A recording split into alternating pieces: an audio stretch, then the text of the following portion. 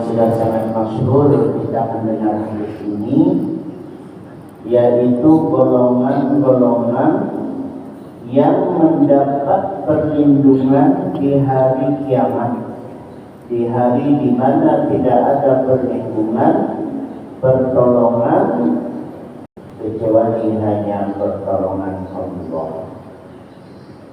Nah, dari kelompok-kelompok yang mendapat perlindungan itu berjumlah 7 golongan. Ulama-ul akhirah itu dapat berapa dari 7 itu? Atau jangan-jangan semuanya dapat? Jadi ciri-ciri ulama-ul akhirah yang kita bahas itu, mereka mendapatkan perlindungan di hari tidak ada pertolongan di hari kiamat nanti. Apakah mereka mendapat bagian semuanya atau sebagian daripadanya? Jadi 7 golongan ini bukan kolektif. Ya, apabila masuk satu di antara 7 itu, dapatkan perlindungan. Sebelum kita bahas selanjutnya, mari kita sama-sama menghadiahkan bacaan surat Al-Fatihah. Kita hadiahkan di musannif hadal kitab, juga kita hadiahkan kepada guru kita, orang tua kita, orang-orang yang berjasa dalam hidup kita, serta mudah-mudahan juga kita mendapatkan ilmu yang bermanfaat. Ala hadiniya wa ala dunya dan solehan ila walakin Nabi Mustafa Rasulullah sallallahu alaihi wa alihi wa sallam. Al-Fatihah. Bismillahirrahmanirrahim. Alhamdulillahi rabbil alamin. Ar-Rahmanir Rahim. Maliki yaumiddin. إياك نعبد وإياك نستعين اهدنا الصراط المستقيم صراط الذين أنعمت عليهم غير المغضوب عليهم ولا الضالين.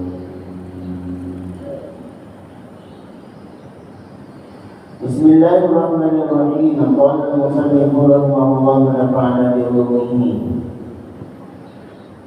An Abi Hurairah, ini bukan sebenarnya kita bukan kajian hadis ya, tetapi ada dalil-dalil dari Al-Quran, dari hadis Rasulullah tentang bahasa kita. Di antara dalil itu ialah An Abi Hurairah radhiyallahu anhu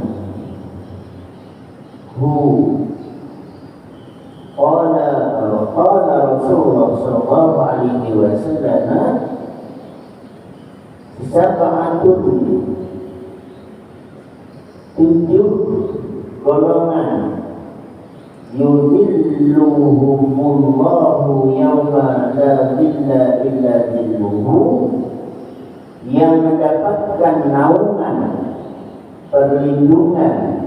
Dan maknanya itu yudhillu itu asal maknanya adalah naungan, mendapat naungan dan perlindungan. Maksud perlindungan ya pertolongan. Yang mendapatkan mereka itu pertolongan dari Allah, yauma la dhilla illa dhilluhu, yang mana tidak ada naungan, perlindungan, pertolongan illa dhilluhu, kecuali hanya pertolongan Allah. Di golongan ini. Jadi huru hara kiamat yang sedemikian rupa manusia dibangkitkan dari alam kubur, lalu kemudian dihalau kepada mahsyar. Mahsyar itu nama juga mahsyar, hasyarah. Hasyarah itu artinya digiring. Ya, digiring itu dihalau bahasa ceritanya ya. Kayak orang pelihara bebek, itik gitu. Itik itu kan dari orang yang melihara itik itu biasanya banyak, ratusan bahkan lebih. Itu untuk memasukkan ke kandang itu namanya dihalau, digiring. Sedemikian rupa. Oh, pokoknya dia ngantri lari sedemikian rupa, gitu kan? Dihalau namanya itu. Nah, namanya hasyarah. Nah, tempatnya apa? Mahsyar. Tempat iskul makan, tempat dihalaunya manusia, dikumpulkannya manusia. Dari waktu yang tidak tahu kapan akan mendapatkan pertolongan, ke siapa mengadu, yang mereka pada saat itu, nah ini baru nafsi-nafsi ini. Ya, nafsi-nafsi itu artinya kita tidak bisa menolong siapapun. Jangan kata orang lain, orang tua ke anak, anak ke orang tua, saudara, teman, akrab waktu di dunia, bahkan guru kepada murid, murid kepada guru pada saat itu tuh. Stop pertolongan. La zilla illa zilluh, yang ada hanyalah pertolongan Allah. Tidak ada pertolongan kecuali hanya pertolongan Allah. Lama waktunya. Nah, kalau kita bandingkan dengan dunia saja, fi yaumin kana miqdaruhu alfa sanatin mimma ta'udun, dan itu dalam Al-Quran yang selalu dibaca oleh imam salat subuh Jumat. Fi yaumin, satu hari itu, miqdaruhu alfa sanah, dan miqdaruhu alfa sanatin mimma ta'udun, 1000 tahun dengan hitungan yang kita hitung ini, hitungan dunia, 1000 tahun. Sehari di sana, 1000 tahun kita di dunia. Ya apa ya lamanya itu? Nah, itu baru terasa sehari di sana. Ya. Lamanya satu hari itu berapa? 1000 tahun. Kita saja ditinggalkan Rasulullah 1400 tahun. Nah, berarti kita ditinggalkan oleh Rasulullah belum sampai 2 hari. Sehari lebih seperempat baru. 48. Ya, kalau hitungan mulai hijrah Rasul coba. Kalau mau dihitung dari lahir Rasul lebih lagi. Nah, 40 diangkat jadi Rasul, 13 tahun berdakwah di Mekah, berarti 53 tahun sudah Nabi itu kan, baru diambil tahun 1 Hijriah. Nah, itu kalau dibandingkan dengan hari akhirat tadi, belum sampai 1 hari setengah, tapi hampir lah ya, kalau hitungan matematisnya tuh 1 hari lebih baru. Lebih lah seperempat, tapi ya kita bulatkan saja lah. Nabi ini meninggalkan kita, sudah wafatnya Rasulullah dengan kita hari ini 1 hari setengah baru. Coba ya, baru 1 hari setengah Rasul meninggalkan kita nih. Maka sesuailah kalau Nabi itu disebutkan sebagai Nabi akhir zaman. Ya memang baru 1 hari setengah ditinggalkan. Bagaimana keadaan kita sekarang ini? Huru hara terjadi di dunia kita hari ini, kan? Tidak di luar, tidak di dalam, tidak di luar negeri, di dalam negeri juga sama semerautnya. Di luar negeri konspirasi sepak bola, Piala Dunia, dianggap settingan siapa yang bakal jadi pemenang, kan? Di musim ya, kan? Apa lagi nih? Nah, kalau kita di negeri sendiri bagaimana para penegak hukum yang saling adu jotos, saling bongkar-bongkaran. Mereka punya kartu masing-masing, kau bongkar, kau bongkar juga. Nah, gitu. Awas ya, yang coba-coba bongkar kami ya. Kartu kami pegang juga. Itu kan kita dibikin jadi penonton setia. Padahal kita adalah pemilik negeri ini. Rakyat kita pemilik negeri yang Allah amanahi. Pengelola negeri yang ada Allah. Akhirnya kita ikut imbasnya. Keadaan seperti itu. Itu baru berapa hari Rasul meninggalkan kita? 1 hari setengah.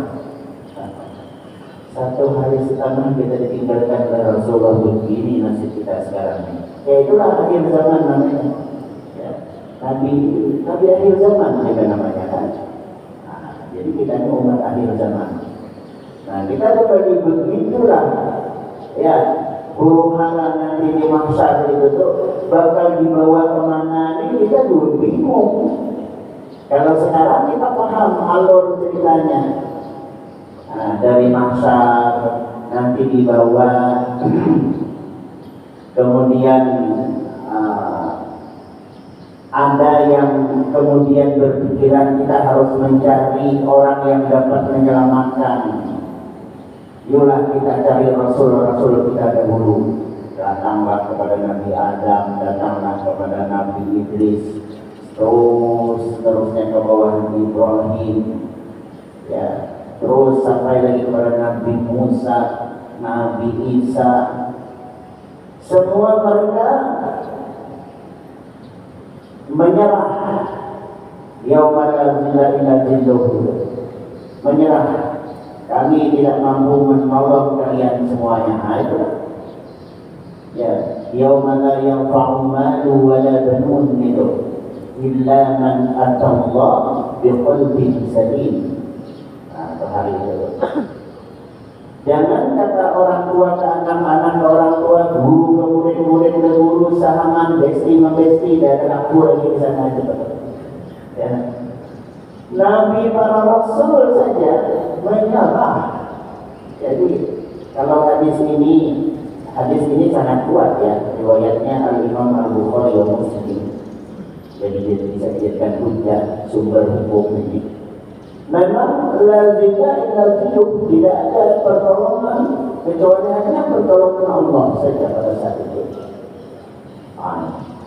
Tapi manusia yang sudah sekian lama di mahsyar tadi itu, yang kebingungan, yang mau kemana, nasib kita bagaimana, itu seiring waktu ada yang kepikiran. Wah, kita ini harus mencari pertolongan. Yuk kita cari nabi-nabi kita dahulu. Ketemulah nabi-nabi tadi itu semua berkata tidak mampu untuk memberikan syafaat atau pertolongan. Nah, petunjuk terakhir itu sampai kepada bahasa gampangnya, bahasa kita, temuilah Rasul kalian, Rasul seluruh alam, Muhammad sallallahu alaihi wasallam. Di situ ininya mulainya. Jadi makna la ilaha illallah tidak ada pertolongan, tidak ada perlindungan kecuali hanya pertolongan Allah. Kok Nabi kita bisa? Kalau bahasa kitanya, terbang tidak ada pertolongan sama sekali kecuali hanya la ilaha illallah kecuali hanya pertolongan Allah. Tapi kok Nabi kita Muhammad malah memberi pertolongan? Ini hadis contoh ini gitu. Oh, tidak demikian. Pertolongan tetap pertolongan hanya pertolongan Allah. Kalau bahasa gampang kita ialah Allah mendelegasikan pertolongan itu kepada Nabi kita Muhammad sallallahu alaihi wasallam. Dan itu juga janji Rasulullah. Ketika semua para nabi dan para rasul ada doa-doa spesial mereka untuk umatnya masing-masing, maka doa-doa itu telah mereka panjatkan. Jadi Jadi para nabi-nabi terdahulu itu ada, sampai nabi kita juga ada doa spesial namanya, doa yang khusus doa itu li ummatihi, kepada umat mereka, dan mereka telah meminta, telah memohon kepada Allah doa-doa spesial itu. Nah, doa-doa khusus itu untuk umatnya. Ya. Nah, kecuali Nabi kita Muhammad SAW, ini itabatu dakwati, Nabi menyembunyikan atau Nabi menyimpan doa spesial itu, tetapi nanti di akhiratlah Nabi meminta. Nah, di situ syafaatan li ummati yaumil qiyamah. Nabi nanti akan meminta kepada Allah supaya Allah mendelegasikan ya pertolongannya itu berupa syafaat kepada Rasul sallallahu alaihi wasallam. Nah, begitu. Jadi tetap pertolongan itu pada hakikatnya dari Allah, tapi didelegasikan kepada Nabi junjungan sallallahu alaihi wasallam. Nah, itulah yang kita sebut sebagai syafaatul uzma. Jadi syafaatul uzma itu syafaat terbesar yang didapat oleh orang yang beriman dari sekian banyak syafaat. Jadi syafaat itu bahasa kita pertolongan. Pertolongan itu tidak hanya yang Rasulullah SAW saja. Itu syafaatul uzma, syafaat yang terbesarnya itu.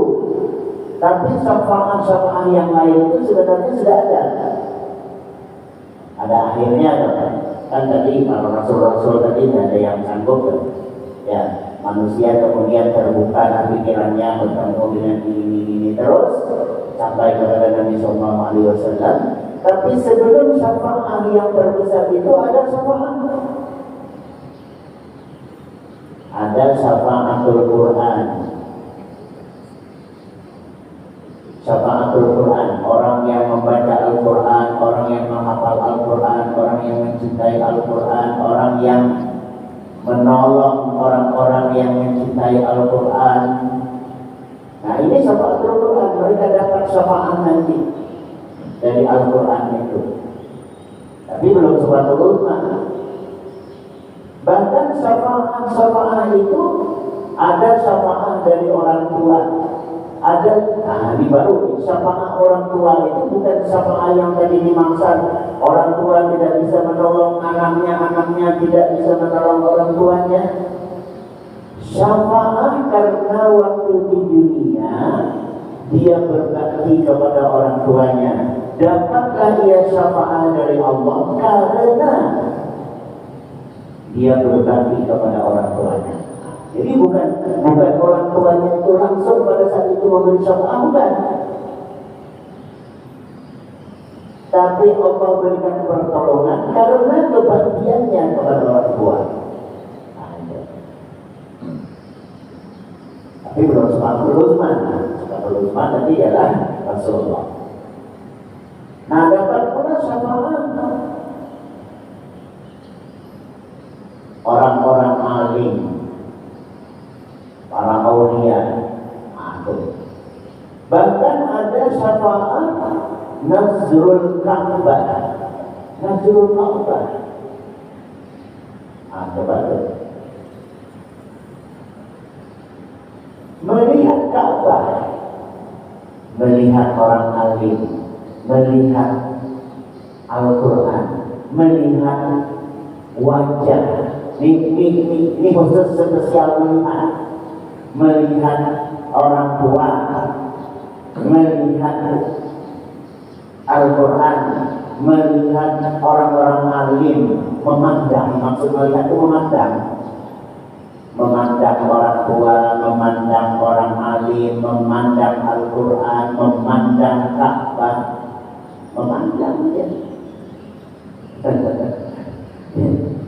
Ya, tentu di saat memandang itu, di Tidak mungkin memandang sinis kan. Tentu memandang dengan cinta, memandang dengan sayang. Ya. Kalau memandang orang tua menjadi syafaat, itu isyarat kita temui orang tua. Nah, jangan hanya miskol-miskolan saja, ngobrol jarak jauh aja datang ke tua. Dan ya sekarang ini bisa video call, ya, memandang juga ya. Memandang melalui alat teknologi dengan memandang langsung itu beda lah. Ya, kayak kita aja nih nonton ceramah, ya di luar sana disediakan layar lebar. Ya, Ustaz Abdul Somad datang ke Al-Huda ceramah Maulid, yang umpamanya disediakan di dalam Sudirman itu tuh. Sepanjang jalan itu duduklah orang ramai menonton televisi yang disiarkan oleh Al-Huda secara langsung, ya kan? Nah, memandang itu kan. Tapi apakah sama dengan yang hadir di Al-Huda melihat langsung Ustaz ini tadi? Nah, kan beda kan?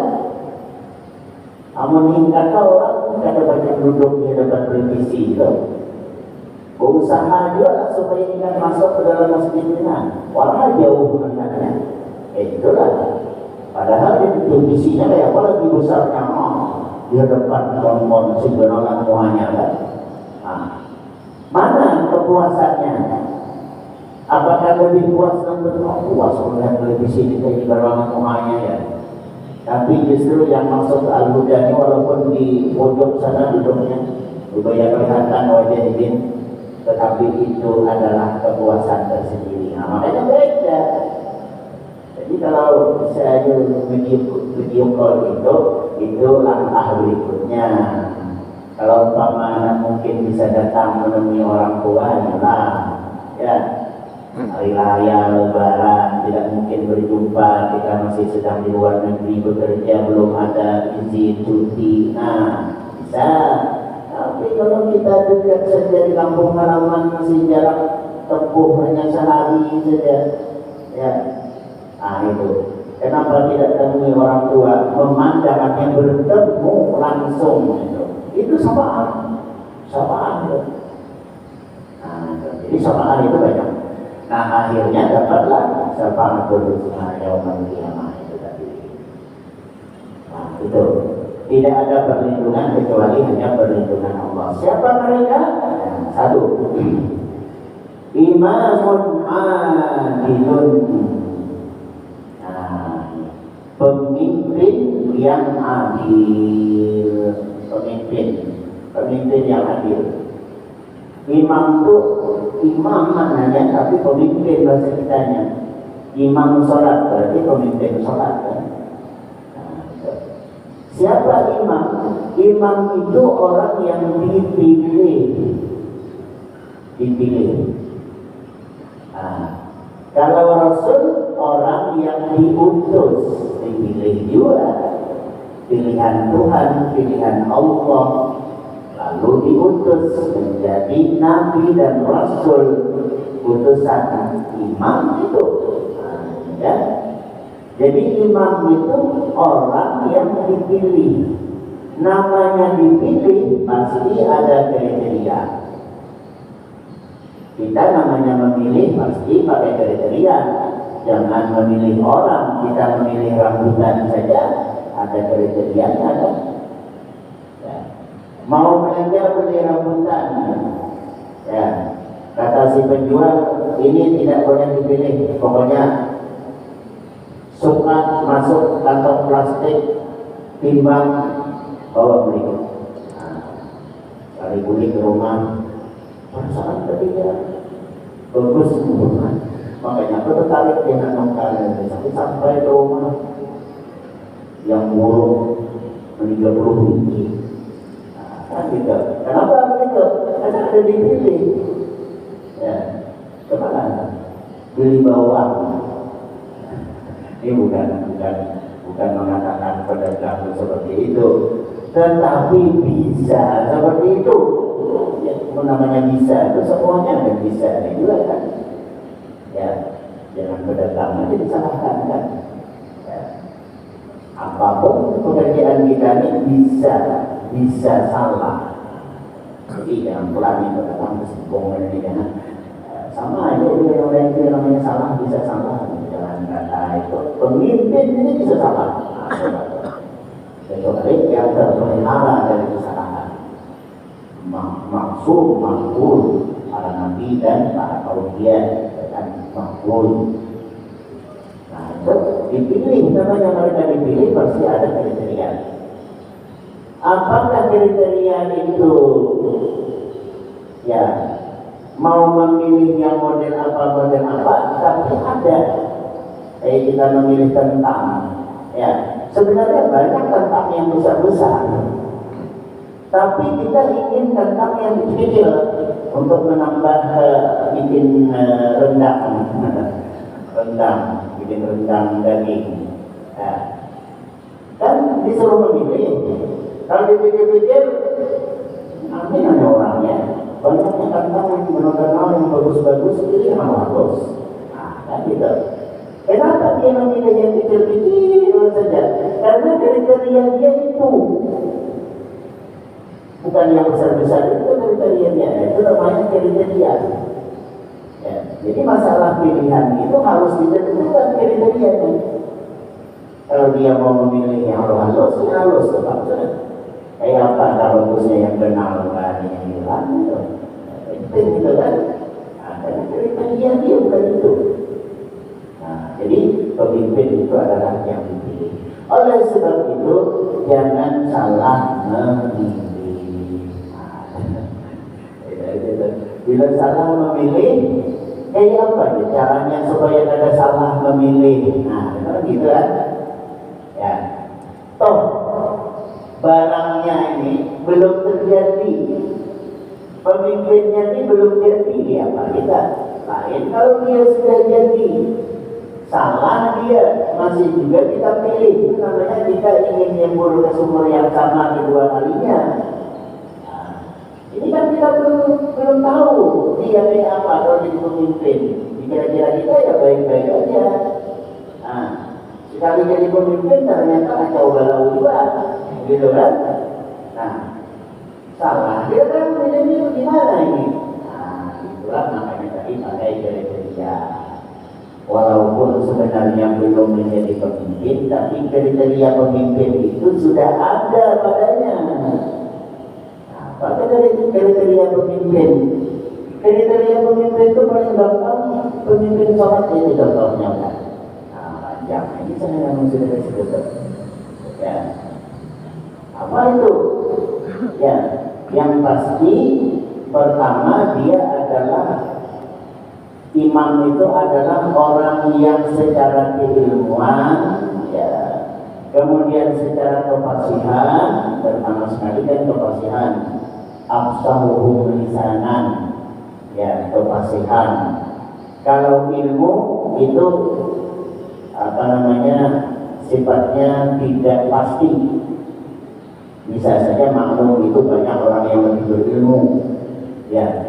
Tapi kalau kefasihan, fasih, ya, afsahum lisanan ini, itu dia harus masuk kriteria di mana orang-orang yang fasih di belakangnya bisa mengikutinya. Nah, gitu.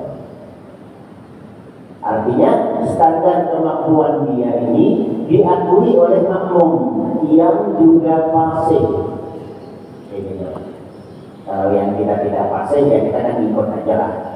Ya kita orang awam dan istilahnya kita ikut aja. Tapi kalau ada si makmum yang lebih fasih, namun dia masih bisa ikuti imam, ya katakanlah tingkat kefasihannya di bawahnya, karena dianggap kefasihannya itu tidak sampai merusak bacaan. Nah itu kan berarti sesuatu yang lebih. Atau imam memimpin itu. Ya. Lalu apa lagi? Mengikuti apa yang dilakukan oleh imam. selama imam tidak salah aturan. Ya, ikut saja dalam tata cara sholat itu dalam mempraktekkan kehadiran imam. Jadi kita mengikuti apa perintah imam, apa kata imam kita ikuti selama apa yang dikatakan oleh imam itu tidak menyalahi aturan. Maka buat dulu aturan, bikin undang-undang, ya, bikin aturan, ya kita sepakati bersama, lalu kita laksanakan. Pelaksananya ya imam tadi dan segala turunan-turunannya, kan gitu kan? Nah, tapi awas, kami memang rakyat, kami memang orang biasa, kami memang makmum. Tapi kalau ada wahai imam keliru menjalankan aturan, kami tegur. Kan gitu kan? Iya, kita tegur. Kalau ditegur ternyata tidak heran-heran juga, awas, kami bakal berpisah dari Anda. Nah, gitu.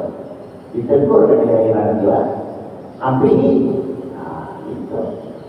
Jadi penguasa itu makmum. Jadi kita di masjid ini contohnya penguasa itu makmum. Imam itu memang dia yang memimpin. Ya. Nah, itu bedanya mungkin kayak nakoda kapal ya. Kalau nakoda kapal itu penguasanya ya nakodanya, kalau pesawat pilotnya. Kita ini mau pada ya sebagai makmumnya mana sanggup menandingi, karena mereka itu sudah menjalankan sistem. Kalau mereka tidak menjalankan sistem kan dapat teguran juga.